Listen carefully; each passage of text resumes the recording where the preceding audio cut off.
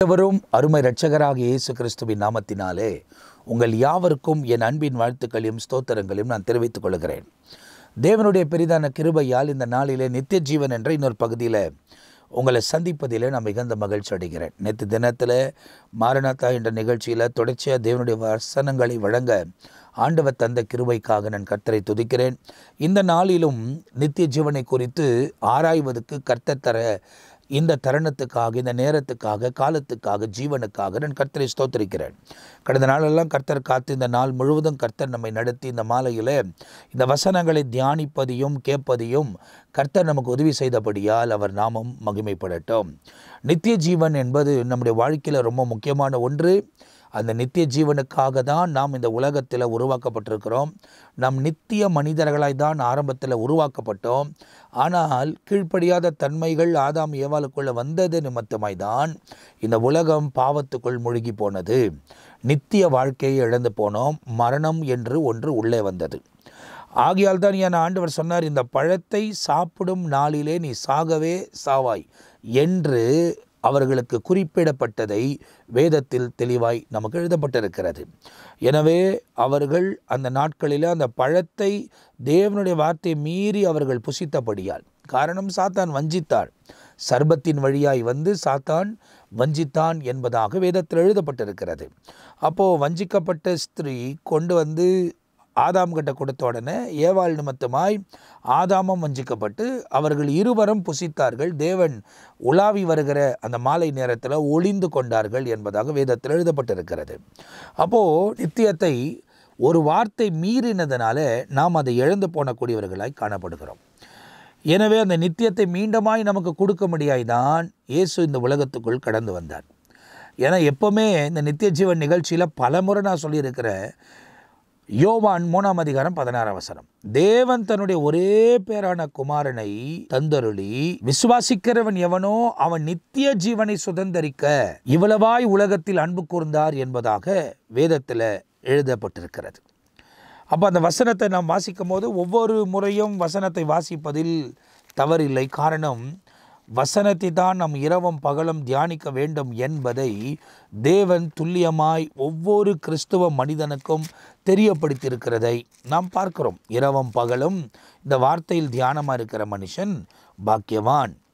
3:16 வாசிக்கிறோம் பாருங்க. For God so loved the world that he gave his only begotten son that whoever believes in him should not perish but have everlasting life என்பதாக எழுதப்பட்டிருக்கிறது. அப்போ நித்திய ஜீவனை அருளும்படி தான் இயேசு கிறிஸ்து இந்த உலகத்துக்கு வந்து பிதாவாகிய தேவன் இவ்வளவாய் உலகத்தின் மீது அன்பு கூர்ந்தார் என்பதாக அந்த வசனத்தில் நமக்கு ரொம்ப தெளிவாய் சொல்லப்பட்டிருக்கிறதை நாம் பார்க்கிறோம். அப்போ நித்திய ஜீவன் ரொம்ப முக்கியம். ஏற்கனவே போன நிகழ்ச்சியில் கூட நான் உங்களுக்கு சொல்லியிருந்தேன். நிக்கதேமியோடு கூட இயேசு பேசும்போது அந்த இரவு நேரத்தில் அவர்கள் அந்த இடத்துல அந்த சந்திப்பில் இயேசு நிக்கதேமியை பார்த்து சொல்லுகிறார், பரலோகத்தின் காரியங்களை எப்படி நம்புவீர்கள்? உலகத்தின் காரியத்தை சொல்லும் போதே நீங்கள் நம்ப மாட்டேன்றீங்க, பரலோகத்தை குறித்து சொன்னால் எங்கே நம்ப போகிறீங்க அப்படின்னு சொல்லி இயேசு அவரோடு கூட பேசினதை அதே யோவான் 3:00 நாம் பார்க்கிறோம். அப்போ நீங்கள் பார்க்கும்போது இந்த இடத்துல வசனத்துக்கு ஏற்ற மாதிரி ஒரு வாழ்க்கை இந்த உலகத்தில் நாம் வாழும் போது தான் தீய செயல்முறைகளுக்கெல்லாம் தேவன் விலகி காத்து நம்மை அற்புதமான பாதையில் ஆவியானவர் வழிநடத்துவதற்கு அவர் உண்மை உள்ள தேவனாக இருக்கிறார். நான் திரும்ப உங்களுக்கு சொல்வது என்ன என்றால், கடைசி மணி நேரத்தில் கடைசி காலங்களில் வாழ்ந்து கொண்டிருக்கிறோம். உலகத்துக்கு ஒரு முடிவு வரப்போகிறது, மனித வாழ்க்கைக்கும் ஒரு முடிவு வரப்போகிறது. மனித வாழ்க்கைக்கு ஒரு முடிவு வருமானால் நாம் நித்திய பிறவைகளாய் மீண்டுமாய் மாறப்போகிறோம். அதுதான் மறுரூபம் என்பதாய் வேதத்தில் எழுதப்பட்டிருக்கிறது. நாம் எப்படி முதலாவது ஆண்டவரால் ஏதேன் என்ற தோட்டத்தில் மகிமையால் நம்ம உருவாக்கப்பட்டோமோ அதே மகிமைக்கு மீண்டுமாய் திரும்பக்கூடிய ஒரு காலத்தை நாம் நெருங்கி கொண்டிருக்கிறோம். அந்த மகிமைக்குள்ளே நாம் பிரவேசிக்க வேண்டுமானால் வேதத்தின்படி நாம் இந்த உலகத்தில் வாழவும் தொடர்ச்சியாய் செயல்படவும் கற்றுக்கொள்ள வேண்டும். வசனத்தை நான் பேசிக்கொண்டிருக்கிறேன். பரிசுத்த ஆவியானவர் உடைய உதவியோடு கூட இவைகளை தியானித்து உங்களோடு கூட பேசுகிறேன். நீங்களும் கர்த்தருடைய வசனங்களை வாசிக்கலாம். பைபிளை நீங்கள் எப்போவுமே உங்களோடு கூட சுமந்து செல்லலாம். ஆனால் அதன்படி நடக்கிறவன் தான் பாக்கியவானாக இருக்க முடியும் என்பதை வேதம் பல இடத்துல நமக்கு சொல்லியிருக்கிறதை நாம் தெளிவாய் அறிந்து கொள்ள முடியும்.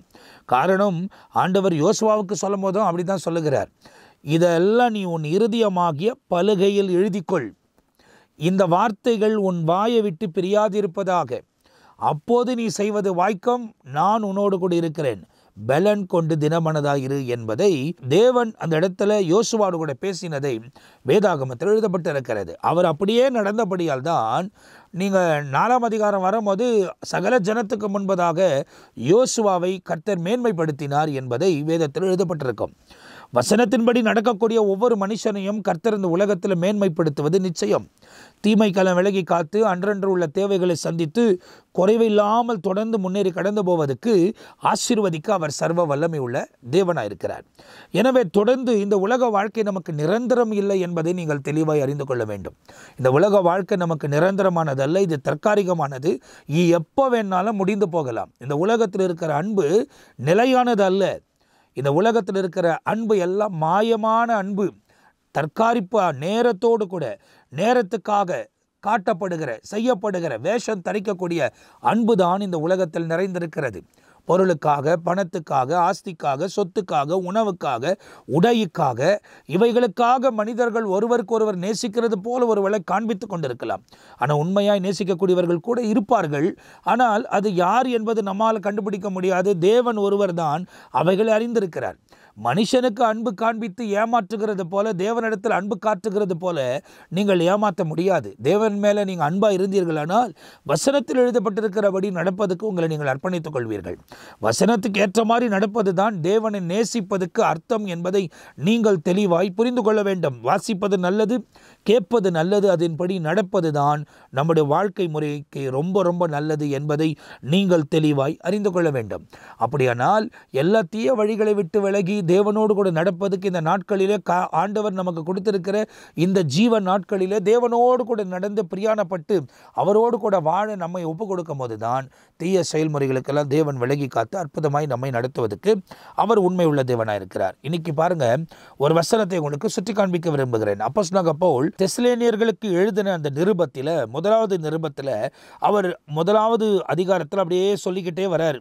2ஆம் வசனம் வரும்போது அவர் என்ன சொல்றாரு? நான் உங்களுக்காக கர்த்தருக்கு நன்றி சொல்லுகிறேன். உங்களுக்கு எப்போவுமே என்னுடைய ஜெபத்தில் நான் உங்களை குறித்து தேவனிடத்தில் ஜெபிக்கிறேன் என்றதை அவர் சொல்லிவிட்டு அந்த இடத்துல ஒரு வசனத்தை இந்த இடத்துல நான் உங்களுக்காக வாசிக்க விரும்புகிறேன். Remember without ceasing your work of faith, labor of love and patient of hope in our Lord Jesus Christ in the sight of our God and Father என்பதாக எழுதப்பட்டிருக்கிறது. அன்பின் பிரியாசத்தையும் கர்த்தராக இயேசு கிறிஸ்துவின் மேல நம்பிக்கையின் பொறுமையையும் பிதாவாகிய தேவனுக்கு முன்பதாய் இடைவிடாமல் நினைவு கூர்ந்து என்பதாய் எழுதப்பட்டிருக்கிறது. அப்படியானால் வசனத்தின்படி இந்த இடத்துல நீங்க பார்ப்பீங்கன்னா விசுவாசம், அன்பு, பொறுமை, நித்திய ஜீவனை சுதந்தரிக்க வேண்டுமானால் இவைகள் எல்லாம் நமக்குள்ளே இருக்க வேண்டும் என்பதை நீங்கள் தெரிந்து கொள்ள வேண்டும். மனுஷனை ஏமாற்றுகிறது போல தேவனை ஏமாற்ற முடியாது. தேவனோடு கூட வாழ்வதற்கு தான் உங்களை நீங்கள் அர்ப்பணிக்க வேண்டும். அப்படியானால் தேவனுக்கு முன்பதாய் உண்மையும் உத்தமமாய் வாழ்வதற்கு உங்களை ஒப்பு கொடுத்திருக்கிறீர்களா? சற்று யோசித்து பாருங்கள். நீங்கள் சர்ச்சுக்கு போகக்கூடியவங்களாக இருக்கலாம், ஜெபிக்கக்கூடியவங்களாக இருக்கலாம், கூட்டங்கள் அட்டன் பண்ணக்கூடியவங்களாக இருக்கலாம், உபவாச கூட்டங்களுக்கு போகக்கூடியவங்களாக இருக்கலாம், இல்லை அங்கங்கே கடந்து சென்று ஊழியம் செய்யக்கூடியவர்களாக கூட இருக்கலாம். ஆனால் தேவனுடைய வசனத்தின்படி நீங்கள் உங்கள் வாழ்க்கையில் நடக்கிறீர்களா, நடைமுறையில் இருக்கிறதா என்பதை நீங்கள் உங்களை ஆராய்ந்து பார்க்க வேண்டும். ஒருவேளை நீங்கள் இவைகள் எல்லாம் செய்துவிட்டு நடைமுறையில் நீங்கள் வாழாது இருந்தால் உங்கள் ஆத்துமா பரலோக ராஜ்யத்துக்குள் பிரவேசிக்காது என்பதை நீங்கள் தெளிவாய் தெரிந்து கொள்ள வேண்டும். இன்றைக்கு இந்த வசனங்களை பேசுகிற என்னுடைய ஆத்துமா அந்த ராஜ்யத்துக்குள் பிரவேசிக்க வேண்டுமானால் நான் இந்த வசனத்தின்படி என்னை காத்து கொண்டால்தான், நடந்தால்தான் நான் தொடர்ந்து தேவனோடு கூட பிரயாணப்பட்டாலும் அவருக்கு முன்பதாய் நிற்கக்கூடிய பாத்திரமாய் எண்ணப்படுவேன் என்பதை நான் நன்கு அறிந்திருக்கிறேன். பரிசுத்த ஆவியானவர் அதை உணர்த்தி கொண்டே இருப்பார். ஆகையால் தான் நம்ம போகும்போதும் வரும்போதும் தீய செயல்முறைகள், அந்தகாரனின் ஆதிக்கத்தின் வல்லமைகள் எல்லாவற்றை விட்டு விலகி தேவனோடு கூட நடப்பதற்கு நம்மை நாமே ஒப்பு கொடுக்க வேண்டும். தேவனோடு கூட இணைந்து வாழுங்கள். தீய வழிமுறைகளை விட்டு விலகுங்கள். உண்மையாகவே நேசிக்கக்கூடியவர்களாய் நீங்கள் வாழும் போது ஆண்டவர் உங்களை பலப்படுத்துவார். இந்த இடத்துல சொல்லப்பட்டிருக்கிறது பாருங்க, without ceasing your work of faith. விசுவாசத்திலே நீங்கள் உறுதியாய் நிற்கக்கூடியதை, நீங்கள் அதுக்காய் பிரியாசப்படுகிறதை பார்க்கிறேன். விசுவாசத்தில் பிரியாசப்படணும், அன்புக்காக பிரியாசப்படணும், பொறுமையோடு கூட இயேசு கிறிஸ்துவின் வருகைக்காக நாம் காத்திருக்க வேண்டும். இது பிதாவாகிய தேவனுடைய பார்வைக்கு முன்பதாய் ரொம்ப இன்பமாக இருக்கிறது என்பதால் இந்த வசனத்தின் அர்த்தத்தில் நமக்கு எழுதப்படுகிறது. பிரியமானவர்களே, தேவனோடு கூட நடப்பதுக்கு உங்களை ஒப்பு கொடுத்திருக்கிறீங்களா? சற்று யோசித்து பாருங்கள். உண்மையிலே தேவனை விசுவாசிக்கிறீர்களா? அப்படி தேவனை விசுவாசித்தால் நீங்கள் தடமாற மாட்டீர்கள். தேவனை விசுவாசித்தீர்களானால் நீங்கள் ஸ்தம்பித்து போக மாட்டீர்கள். காரணம், நாம் ஆராதிக்கிற தேவன் எல்லாவற்றையும் செய்ய வல்லமை உள்ளவர். தீமையானவைகள் அல்ல, நன்மையானவைகளை. அவர் தீமையை நன்மையாய் மாற்றுகிற தேவன். அவர் தேவனை விசுவாசிக்குவோம் என்று நாம் வாயில் அறிக்கை செய்வோமானால் நம்ம செயல்முறையும் அந்த விசுவாசத்துக்கு ஏற்றதாகவே இந்த உலகத்தில் இருக்க வேண்டும் என்பதை நீங்கள் தெரிந்து கொள்ள வேண்டும். நான் திரும்பமாய் தேவனுடைய ஊழியக்காரனாக கடந்த 3 வருஷங்களாக இந்த நித்திய ஜீவன் நிகழ்ச்சி எனக்கு 4வது வருஷத்துக்குள்ளே பிரவேசிக்க போகிறோம். ஆண்டவர் உணர்த்தினார். இதை தொடர்ச்சியாய் உங்களுக்கு வாரத்துக்கு 2 முறை வழங்கி கொண்டே வருகிறோம். இந்த நிகழ்ச்சியில் தேவனால் அற்புதமாய் வல்லமையாக பயன்படுத்தப்படுகிற மூத்த போதகர்கள் எல்லாம் நம்மோடு கூட உட்கார்ந்த நித்திய ஜீவன் நிகழ்ச்சியில் ஏராளமான வசனங்களை நமக்கு பகிர்ந்து கொடுத்திருக்கிறார்கள். காரணம், நித்திய வாழ்க்கை நம்முடைய வாழ்க்கையில் ரொம்ப முக்கியமானது. இந்த உலகத்தில் வாழும் போது நாம் அந்த நோக்கத்தோடு கூட தான் வாழ வேண்டும். காரணம், தற்காலிகம் முடிந்து போகிற இந்த வாழ்க்கையின் மீது நோக்கமாக இருப்பீர்களானால் ஒரு காரியத்தை நீங்கள் சம்பாதிக்க முடியாது. ஒரு வேளை உலகத்தில் கொஞ்சம் துக்கம், கொஞ்சம் சந்தோஷமாக நீங்கள் வாழ்ந்து விட்டு போய்விடலாம். ஆனால் உங்கள் நித்தியம் பரிதாபத்துக்குள் சிக்கிக்கொள்ளும். உங்கள் நித்திய ஜீவனுக்குள் பிரவேசிக்க வேண்டுமானால் நித்திய ஜீவன் உண்டு, ஆக்கணி தீர்ப்பு உண்டு. ஆகையால் தான் இது நித்திய ஆக்கணி தீர்ப்பு, அது நித்திய ஜீவன். அப்போ தேவனோடு கூட நீங்கள் சஞ்சரிக்கும் போது தான் நித்திய ஜீவனுக்குள் பிரவேசிக்க முடியும். நான் ஞானஸ்தானம் எடுத்துகிட்டு இருக்கிறேன், நான் கம்யூனியன் எடுக்கிறேன், அதாவது பந்தியில் பங்கு பெறுகிறேன், நான் வெள்ளை துணி போட்டுக்கிறேன், நான் ஜெபிக்கிறேன், நல்லா ஜெபிக்க தெரியுது எனக்கு, வசனத்தை நான் டப்புன்னு வாசிப்பேன், நான் நல்லா ஊழியம் செய்வேன், நான் அந்நிய பாஷை பேசுவேன், இதெல்லாம் நல்லது. ஆனால் வசனத்தின்படி நாம் நடக்கிறோமா? உங்களை ஆராய்ந்து பார்க்கணும். அன்பு, பொறுமை, விசுவாசம், இது 3 காரியங்கள் உங்களுக்குள்ளே தொடர்ந்து கிரியை செய்து கொண்டிருக்கிறதா நீங்கள் கவனிக்க வேண்டும். அப்படி இல்லையானால் தொடர்ச்சியாய் பரிசுத்த ஆவியானவருடைய உதவியை நாடி விசுவாசிப்பதுக்கு ஜெபியுங்கள். அந்த இடத்துல பைபிளில் ஒரு சம்பவம் எனக்கு கவனம் வருது. இயேசு கிறிஸ்து பெரும்பாடுள்ள ஸ்திரீயை சந்தித்து பேசிக்கொண்டிருக்கும் போது, அப்போ எவ்வரு என்ற ஒரு மனுஷன் தன்னுடைய மகள் மரணப்படுக்கையில் இருக்கிறார் என்பதற்காக இயேசுவை அழைத்து கொண்டு போகிறார். அவர் அழைத்து கொண்டு அவர் வீடை நோக்கி போய்கொண்டிருக்கிற நேரத்தில் இயேசுவும் கூட போகிறார். போய்கொண்டிருக்கிற நேரத்தில் நடுவில் பெரும்பாடுள்ள ஸ்திரீயின் காரியம் நடைபெறுகிறது. ஏன்னா அவள் 12 வருஷமாய் பெரும்பாடு உள்ள சூழ்நிலையில் அவள் கடந்து வந்தாள். சாதாரணமான விஷயம் அல்ல. பல மருத்துவர் அணுகி அவளுக்கு குணமாகவில்லை. இஸ்ரவேலின் நியமத்தின்படி இல்லை மோசையின் நியாயப்பிரமாணத்தின்படி அவள் தீட்டுப்பட்டவள், அவள் உள்ளே வரக்கூடாது, அவளை தொடுகிறவன், அவளை பேசுகிறவன், அவள் யாராவது தொட்டால் எல்லாம் தீட்டு என்பதாக பழைய ஏற்பாட்டில் சொல்லப்பட்டிருக்கிறது. அப்படிப்பட்ட ஒரு காலத்தில் இயேசு கிறிஸ்து வந்தபோது இயேசுவால் அற்புதம் செய்ய முடியும் என்பதை நம்பி தான் விஷயத்தை சொல்லி அற்புதம் பெற முடியாது என்பதையும் அவர் அறிந்து கொண்டு வஸ்திரத்தின் ஓரத்தாவது தொட்டால் நான் சொஸ்தமடைய முடியும் என்பதை அவள் போய் தொடுகிறதை வேதாகமத்தில் எழுதப்பட்டிருக்கிறது. அப்போ நீங்கள் பார்த்தீங்க அப்படின்னு சொன்னீங்கன்னா, அவள் அந்த வஸ்திரத்தின் ஓரத்தை அவள் தொட்டு தேவ வல்லமை அவளுக்கு வெளிப்பட்டு அவள் அந்த நேரமே சொஸ்தமானார். இயேசு அந்த இடத்துல கேட்குறார், யார் என்னை தொட்டது? சீஷர்கள் சொல்லுகிறார்கள், ஆண்டவரே இவ்வளோ கூட்டம் நெடுக்கி நிற்கிறவங்க யார் தொட்டதுன்னு கேட்டால் என்ன அர்த்தம்? இல்லை, நீங்கள் தொடர்றதுக்கும் விசுவாசத்தோடு கூட என்னை தொடர்றதுக்கும் வித்தியாசம் இருக்குது. அது ஆண்டவர் என்ன சொல்கிறார் தெரியுமா? இல்லை, என்னை யாரோ தொட்டாங்க, என் வல்லமை என்னை விட்டு புறப்பட்டு போனது. அதிலிருந்து என்ன தெரிந்து கொள்ள முடியும்னா, விசுவாசத்தோடு தேவனை பின்பற்றுகிறவனுக்கு தேவ வல்லமை புறப்பட்டு வரும் என்பதை நீங்கள் தெளிவாய் அறிந்து கொள்ள வேண்டும். சாதாரணமாய் விசுவாசம் என்று வாயில் பேசக்கூடியவர்களுக்கு அல்ல, உண்மையாகவே இருதயத்தில் விசுவாசிக்கக்கூடியவர்களுக்கு தேவ வல்லமை புறப்பட்டு வரும். அவளுக்கு புறப்பட்டு போனது. இந்த நிகழ்வு நடக்கிற அந்த நேரத்தில் எவருக்கு ஒருவன் சொல்லுகிறான், போதகரை தொந்தரவு பண்ணாத, உன் மகள் மரித்து போனாள். உடனே இயேசு அவரை திரும்பி பார்த்து, இந்த சூழ்நிலை இங்கே நடந்து கொண்டிருக்கும் போது அவளை திரும்பி பார்த்து, விசுவாசம் உள்ளவனாயிரு என்பதாய் ஆண்டவர் அவனுக்கு சொன்னதாக பைபிளில் எழுதப்பட்டிருக்கிறது. அவர் விசுவாசம் உள்ளவராய் பிராக்டிக்கலாக நின்னார். பதற்றம் அடைந்து தன் மகளை காணுவதற்கு அவர் ஓடவில்லை. அதனால் மரித்து போன அவள், இந்த சம்பவம் முடிஞ்ச உடனே, பெரும்பாடுள்ள ஸ்திரீ சம்பவம் முடிஞ்ச உடனே பெரும்பாடுள்ள ஸ்திரீயை சந்திக்கிறார். அவளுடைய கதையை கேட்குறார். மகளே, உன் விசுவாசம் பண்ணி ரட்சித்திருக்கிறது போன்னு சொல்லிடுறாரு. அதுக்கு பிறகு தொடர்ச்சியாய் எவரோடு கூட போகிறார். அங்கே கிட்ட போன உடனே மகள் மரித்திருக்கலால் எல்லாரும் இசை வாசிக்கக்கூடியவர்களாக அங்கே இருந்தாங்க. எல்லோரும் நிறுத்த சொல்லிட்டு வெளியே அனுப்பிடுறாரு. அனுப்பிட்டு 2-3 பேரை மாத்திரம் கூட்டிக்கிட்டு உள்ளே போகிறார். அவளை உயிரோடு கூட எழுப்பிடுறார். எழுப்பிட்டு அவளுக்கு உணவு கொடுங்கன்னு சொல்கிறார். அப்போ அந்த இடத்துல ஒரு அற்புதம் நடக்கிறது. பைபிளில் நமக்கு எழுதப்பட்டிருக்கிறது. எதற்காக இந்த சம்பவத்தை நான் கொண்டு வருகிறேன் ஆனால், இந்த பெரும்பாலுள்ள ஸ்திரீ சம்பவம் நடந்து கொண்டிருக்கிற வேளையில் எவ்வேறுடைய மகம் மரித்ததை ஒருவன் வந்து சொல்லியும் எவ்வேறு பதற்றம் அடைந்து ஓடாத அங்கே நிற்கிறார். காரணம், அவன் இயேசுவை நம்பினான்.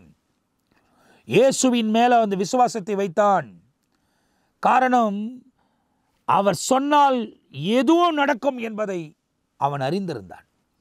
அவள் மரித்தாலும் பரவாயில்லை, உயிரோடு கூட எழுப்புகிறவர் என்னோடு கூட இருக்கிறார் என்ற நம்பிக்கை பிராக்டிக்கலாக அவனுக்குள்ள இருந்தபடியால் அவன் பதற்றம் அடையாமல் இயேசுவிடத்தில் சத்தமிட்டு, ஆண்டவரே மரித்து போனால் வா என்று கூப்பிடாமல் அவன் பொறுமையோடு கூட காத்திருந்தான்.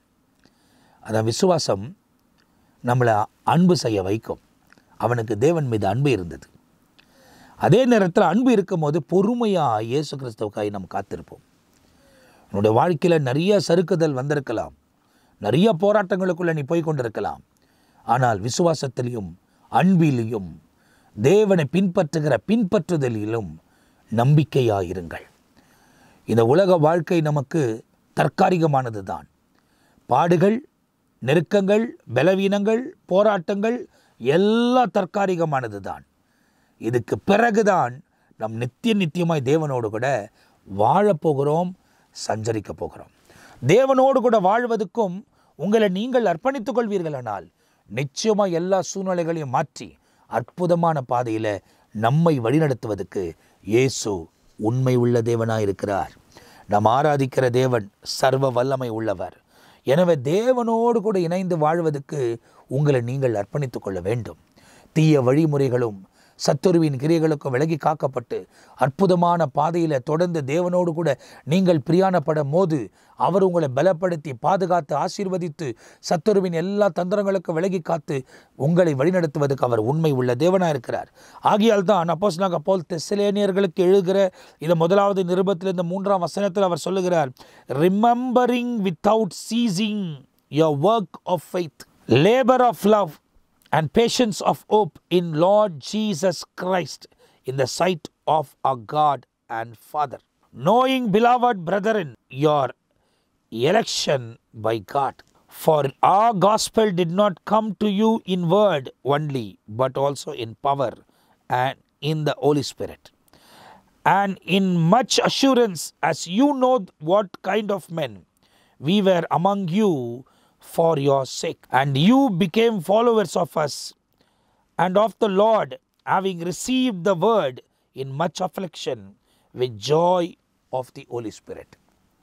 உபத்திரவத்தின் நடுவில் நீங்கள் சந்தோஷமாய் இந்த வார்த்தையை ஏற்றுக்கொண்டு கிறிஸ்துவை பின்பற்றக்கூடியவர்களாய் நீங்கள் மாறினீர்கள் என்பதை அவர் தெசலோனியர்களுக்கு எழுதுகிறதை வேதாகமத்தில் எழுதப்பட்டிருக்கிறது. அப்போ இன்றைக்கு உபத்திரவத்தின் நடுவில் நாம் கடந்து போய் கொண்டிருந்தாலும் கிறிஸ்துவை பின்பற்றுங்கள்.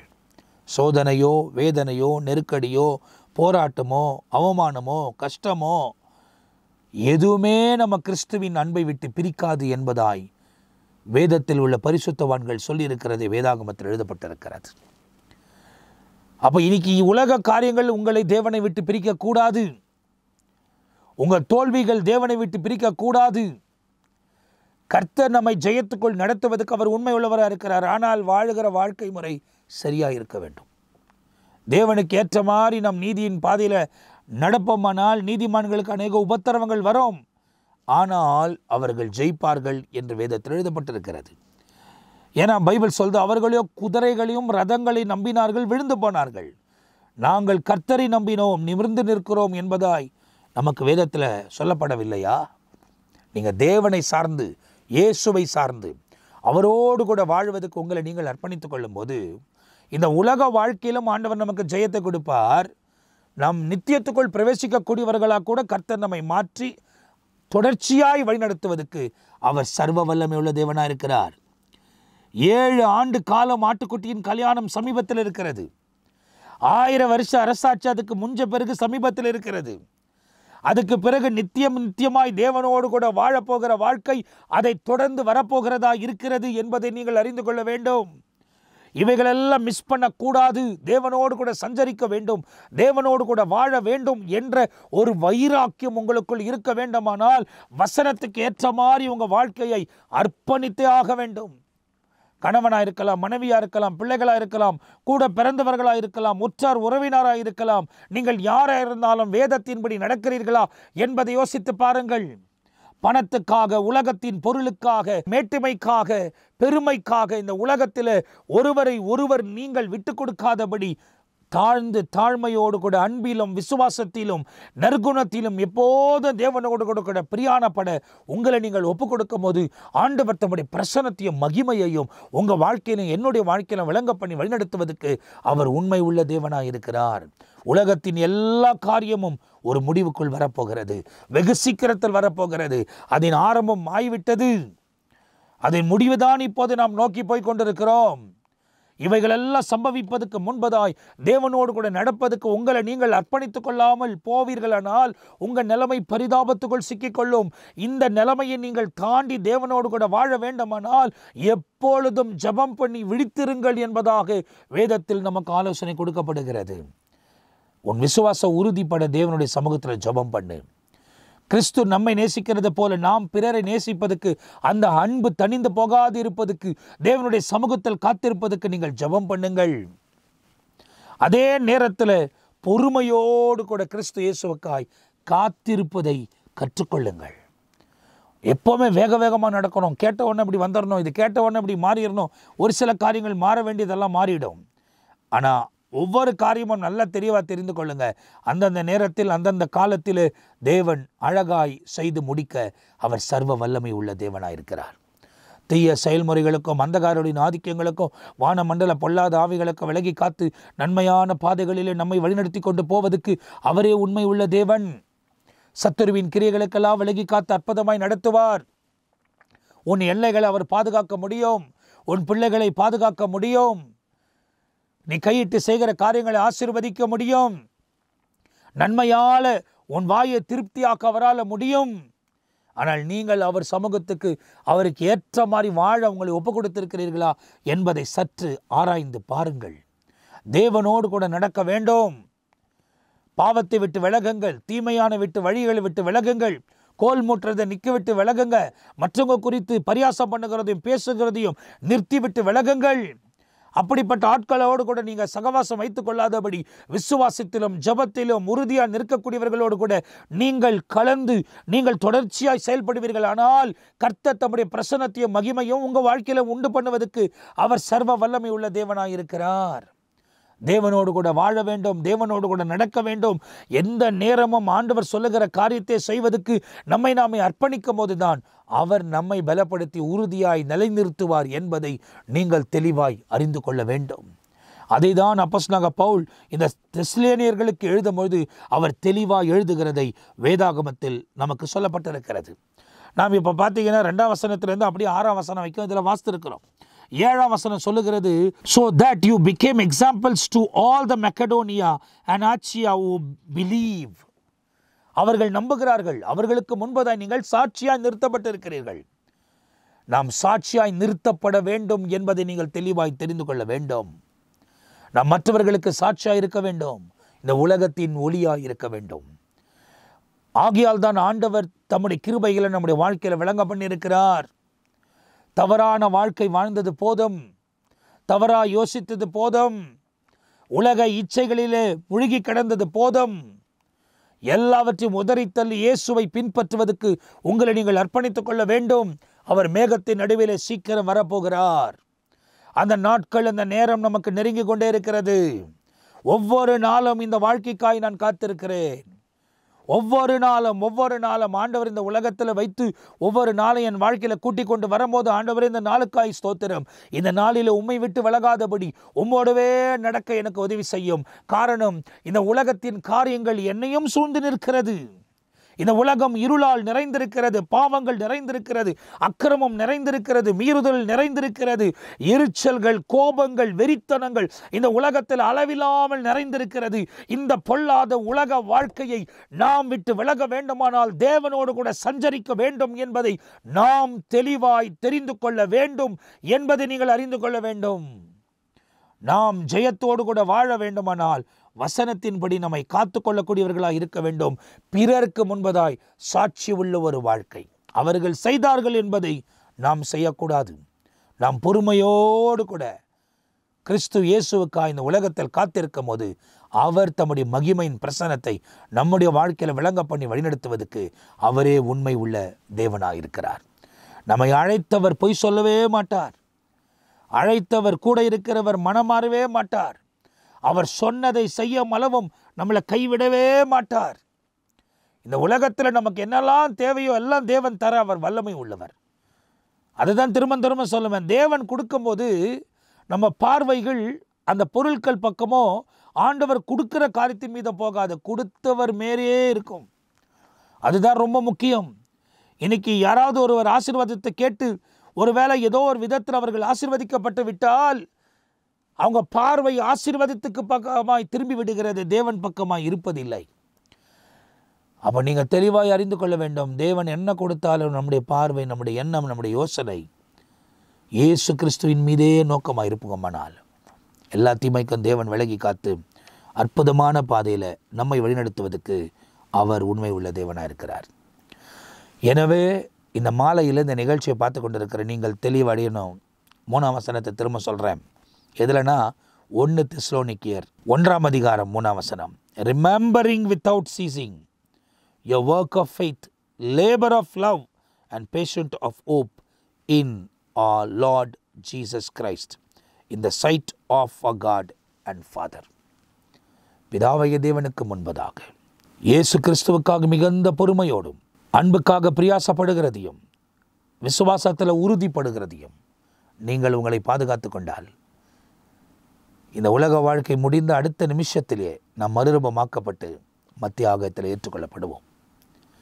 ஒருவேளை இயேசு வெளிப்படுவதற்கு முன்பே நாம் அடுத்த நொடி மரித்து போனாலும் எக்கால சத்தம் கேட்கும் போது நம்ம முதலாவது எழும்பி அங்கே கடந்து போயிடுவோம்.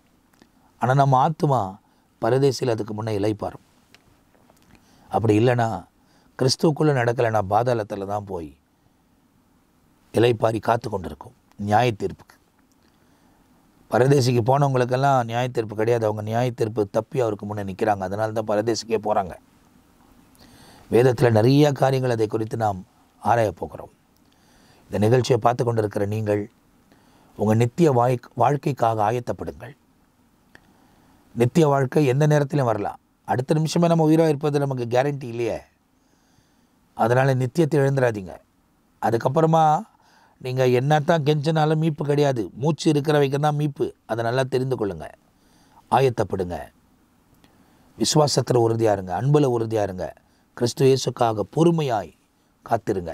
தேவன் தம்முடைய மகிமையை உங்கள் வாழ்க்கையில் விளங்க பண்ணுவார். அப்போ இந்த உலகம் நிரந்தரம் அல்ல, நித்தியமான ஒரு இடத்துக்கு நாம் போக போகிறோம்.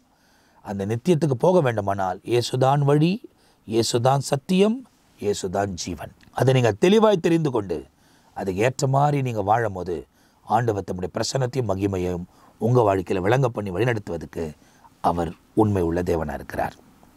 இப்போ இந்த நிகழ்ச்சியில் நான் உங்களுக்காக ஜெபிக்க போகிறேன். ஏன்னா பாஸ்டங்க அவங்கவுங்க நிறைய ஊழியங்க வேலைங்க. நான் கூட இந்த இடத்துல ஒன்று சேர்வதுக்கு அந்த உட்காந்து அந்த ப்ரோக்ராம்ஸ் எடுப்பதுக்கு நேரம் நிறையா கிடைப்பதில்லை. நான் பிரயாசப்பட்டு கொண்டே இருக்கிறேன். நிறைய வேலைகள் இருக்கிறது. தொடர்ந்து அவங்களோட உட்காந்து நிறைய காரியங்களை ஆலோசிப்பதினால வசனத்தை நாங்களும் கற்றுக்கொள்கிறோம். ஒருவருக்கு ஒருவர் வரக்கூடிய அந்த வெளிப்பாடுகள் ரொம்ப பிரயோஜனமாக இருக்கிறது. நம்ம அடுத்த நிகழ்ச்சியில் முயற்சி செய்து அவங்களோடு கூட இணைந்து இந்த நித்திய ஜீவன் நிகழ்ச்சியை வழங்குவதற்கு தேவன் உதவி செய்வார். ஆனால் நீங்கள் இப்போது உங்கள் விசுவாசத்திலும் அன்பிலும் கிறிஸ்துவேசுக்காய் பொறுமையோடு கூட பிதாவாக தேவனுக்கு முன்பதாய் நீங்கள் எப்போதும் காத்திருங்கள், பலப்படுத்தப்படுங்கள். கர்த்தர் தம்முடைய கிருபைகளை உங்கள் வாழ்க்கையில் விளங்க பண்ணுவார். நான் உங்களுக்காக ஜெபிக்க போகிறேன். நாம் ஜெபிக்கலாமா?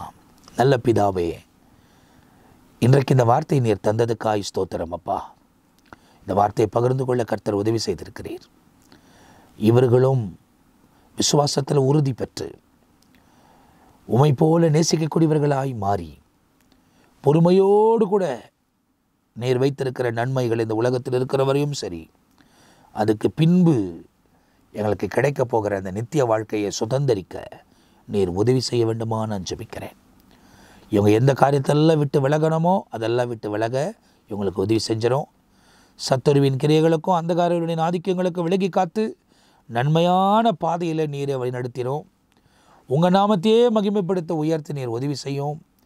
பிசாசின் சகல கிரியைகளுக்கும் அந்தகாரர்களுடைய ஆதிக்கங்களுக்கும் விலகி காத்து நன்மையான பாதைகளில் ஒவ்வொருவரையும் வழிநடத்த வேண்டுமா நான் ஜெபிக்கிறேன். அவங்க எடுக்கிற பிரியாசங்களை ஆசீர்வதியும். நித்திய வாழ்க்கையை இவர்கள் பெற்றுக்கொள்ள இந்த உலகத்திலே உறுதிப்பட நீர் உதவி செய்ய வேண்டுமா நான் ஜெபிக்கிறேன். பரலோகத்தின் காரியங்களை அவர்கள் வாஞ்சித்து விரும்பி ஜெபிக்கிறபடியால் இந்த உலகத்தில் இருக்கிறவரை அவர்களுக்கு என்னெல்லாம் தேவை என்று நீர் நிர்ணயிக்கிறீரோ அவைகள் எல்லாம் அவங்க வாழ்க்கையில் உண்டாகட்டும். ஆரோக்கியம் உண்டாகட்டும், பலன் உண்டாகட்டும், சமாதானம் உண்டாகட்டும், சந்தோஷம் உண்டாகட்டும், கடன் பாரம் இல்லாத வாழட்டும். ஐஸ்வர்ய காரியங்களிலே தேவனுடைய வல்லமையை விளங்க பண்ணி அவங்க தேவைகள் எல்லாம் சந்தியும். எடுக்கிற முயற்சிகளை வாய்க்க பண்ணும். உடைய பிரசன்னத்தினால் நிரப்பி உடைய மகிமையால் மூடி மகிமையான காரியத்தை செய்யுங்க. கல்வியில் ஜெயத்தை தாரும். தோல்வி சந்தித்த குடும்ப வாழ்க்கை சீர்படுத்தப்படட்டும். இயேசுவின் நாமத்தினால் ஒவ்வொருவரையும் பொறுப்படுத்திக் கொள்ளும், பாதுகாத்துக்கொள்ளும். தயவு இறக்கி உங்களை தாங்கட்டும், வழி நடத்துங்க. இயேசுவின் நாமத்தில் ஜெபிக்கிறேன் ஜீவனுள்ள நல்ல பிதாவே. ஆமேன், ஆமேன். பிரியமானவர்களே, தொடர்ந்து வசனங்களை தியானியுங்கள். கிரேஸ் டெலிவிஷன் சேனலில், யூடியூப் சேனலில் தொடர்ந்து இந்த நித்திய ஜீவன் நிகழ்ச்சி வாரத்துக்கு 2 முறை, சுவிசேஷம் என்ற நிகழ்ச்சி வாரத்துக்கு 2 முறை, மாரணத்தா என்ற நிகழ்ச்சி திங்கட்கிழமையில் மாலை 7 மணிக்கு உங்களுக்கு ஒளிபரப்பப்படுகிறது. ஞாயிறில் பேசப்படுகிற செய்தி மாத்திரம் உங்களுக்கு வழங்கி கொண்டிருக்கிறோம். தொடர்ந்து தேவனோடு இணைந்திருங்கள். கர்த்தர் உங்கள் வாழ்க்கையில் மேன்மையான காரியங்களை செய்வார். வசனத்தின்படி காத்துக்கொள்ளுங்கள். விசுவாசத்திலும் அன்பிலும் பொறுமையிலும் நிலைத்திருங்கள். தேவன் உங்கள் வாழ்க்கை மேன்மையான காரியங்களை செய்வார். அவர் வருகை தாமதிக்குமானால், கர்த்தர் ஜீவனோடு வைப்பாரானால், அடுத்த பகுதியில் உங்களை சந்திக்கிற வரை நான் தற்போது விடைபெறுகிறேன். கர்த்தர் உங்களை ஆசீர்வதிப்பாராக. ஆமேன், ஆமேன்.